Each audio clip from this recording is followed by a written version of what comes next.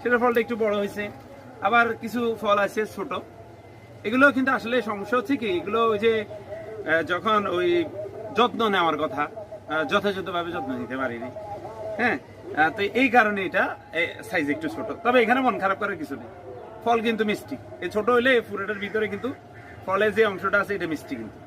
আর এখানে একটু দেখুন, এই যে কালার একটু দেখা যাইতেছে একটু কি, একটু কোনোটা কাঁচা মনে হইতেছে, আসলে এটা কিন্তু কাঁচা না। এই ফলগুলো পাকা ফল, এবং এগুলো আমি রাখলে আজকে রাতের মধ্যে এগুলো কি হয়ে যাবে, ইয়ে হবে। এগুলো আপনার ওই যে কাঁচা পাই নেই, এগুলো হচ্ছে কি ফার্সি, এগুলো কিন্তু পাকা। হ্যাঁ, পাকা ফল, এগুলো হয়তোবা একদিনের মধ্যে একেবারে পুরোপুরি লাল হয়ে যাবে। তাহলে আজকে আমি এই যে অল্প সময়ের মধ্যে আমি মাত্র 2-3টা গাছ থেকে আমি ফলটা তুলছি।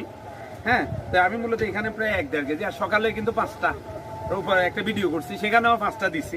ঠিক আছে, ওইখানে প্রায় 1 কেজির মতো, তো মাত্র করে 2.5 কেজির মতো আমি আজকে তুললাম। আশা করি হয়তো আবার 1 সপ্তাহের মধ্যে বা প্রতিদিনই 2টা 4টা করে আমি ফল পাবো। ফলগুলো আমি যখন তুলবো এবং এগুলো যখন খাবো, আমার খুব ভালো লাগে।